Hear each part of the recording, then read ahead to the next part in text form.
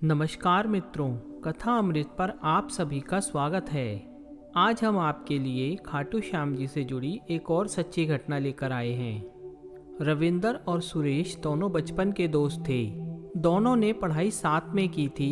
दोनों ज़्यादा से ज़्यादा समय एक दूसरे के साथ बिताते थे। कुछ समय बाद दोनों ने अलग अलग ऑफिस में जॉब करना शुरू किया। रविंदर खाटू श्याम जी का बहुत बड़ा भक्त था। वह हमेशा खाटू श्याम जी के बारे में बातें करता रहता था। सुरेश को यह सब पसंद नहीं था। कुछ दिन बाद सुरेश की नौकरी में तरक्की हो गई। उसे मैनेजर बना दिया गया। अब वह काफी बिजी रहने लगा था। उसका रविंदर से मिलना भी कम हो पाता था, पर दोनों की दोस्ती में कोई कमी नहीं थी। दोनों रोज फोन पर एक दूसरे का हाल जरूर पूछा करते थे। रविंदर एक साधारण नौकरी करता था और उसमें खुश था। उधर सुरेश की कंपनी ने उसे दुबई जाने का ऑफर दिया। अच्छा पैकेज मिल रहा था, साथ ही प्रमोशन भी। सुरेश दुबई चला गया। वहां से भी दोनों दोस्त एक दूसरे से बात करते रहते थे। सुरेश ने वहीं शादी कर ली। इधर रविंदर की भी शादी हो गई थी। वह दिन रात श्याम बाबा की सेवा करता रहता और खुश रहता था। 2 साल बाद सुरेश के यहाँ एक नन्हा मेहमान आया।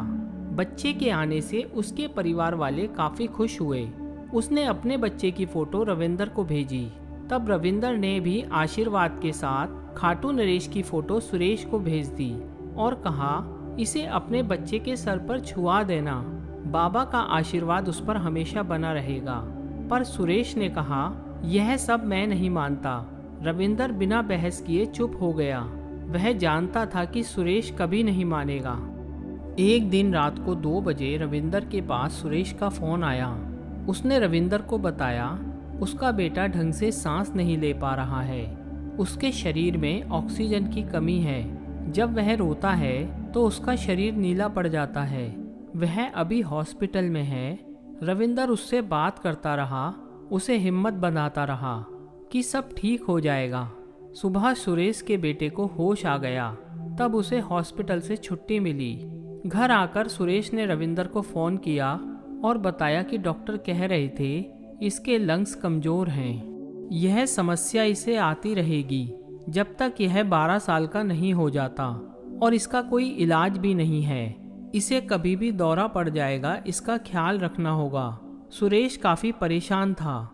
रविंदर ने उसे समझाया, सब ठीक हो जाएगा, मैं श्याम बाबा से तुम्हारे बच्चे के लिए प्रार्थना करूँगा। पर सुरेश और उसकी पत्नी के मन में बच्चे को खोने का डर बैठ गया। 1 साल का बच्चा और इतनी बड़ी बीमारी जिसका कोई इलाज नहीं है। इसी तरह कुछ समय बीत गया। सुरेश के बेटे को और 2 बार इसी प्रकार दौरे पड़े। उसकी जान बचानी मुश्किल हो गई थी। एक दिन सुरेश ने रविंदर को फ़ोन किया और वह रोने लगा। साथ ही उसकी पत्नी भी रो रही थी। रविंदर ने उनसे कहा, तुमने सब उपाय कर लिए, एक बार मेरी बात भी मान लो। एक बार मेरे साथ खाटू नरेश के दर्शन करने चलो, वहाँ रोज चमत्कार होते हैं। अपने बेटे को श्याम बाबा की शरण में छोड़ दो, बाबा सब संभाल लेंगे। सुरेश को कुछ समझ नहीं आ रहा था। तब उसकी पत्नी ने उसे समझाया, हमारा बेटा दिन पर दिन कमज़ोर होता जा रहा है और इसके लंग्स भी बेकार हो रहे हैं। डॉक्टर भी जवाब दे चुके हैं। एक बार अपने दोस्त की बात भी मानकर देख लो। वैसे भी हम सारे उपाय करके देख चुके हैं। अगले दिन सुरेश अपनी पत्नी और बेटे को लेकर इंडिया वापस आ गया।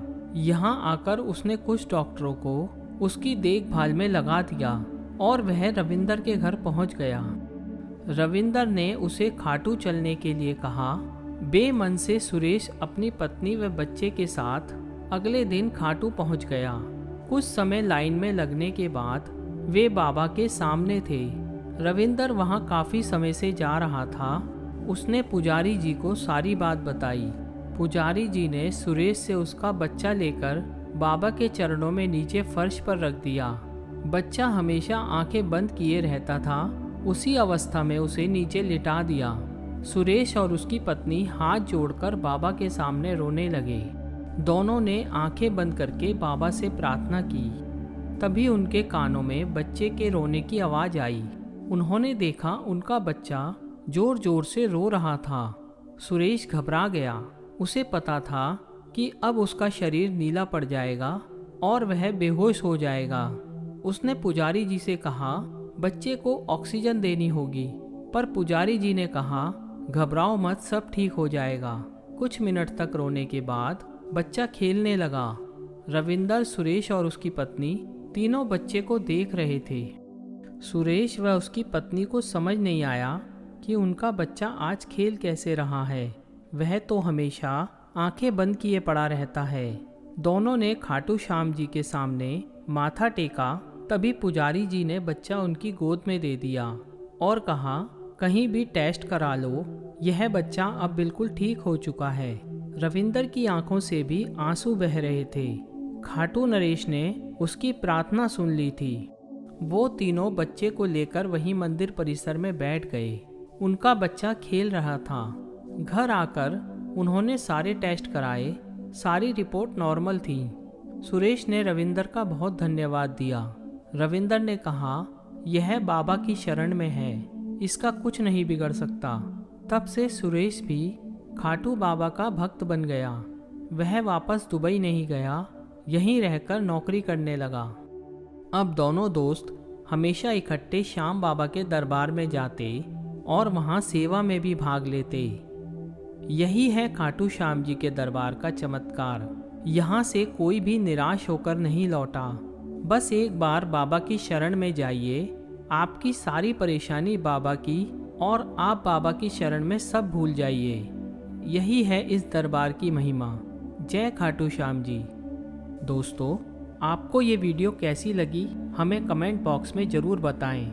ऐसी ही और सच्ची घटनाएं देखने के लिए हमारे चैनल कथा अमृत को सब्सक्राइब करें। धन्यवाद।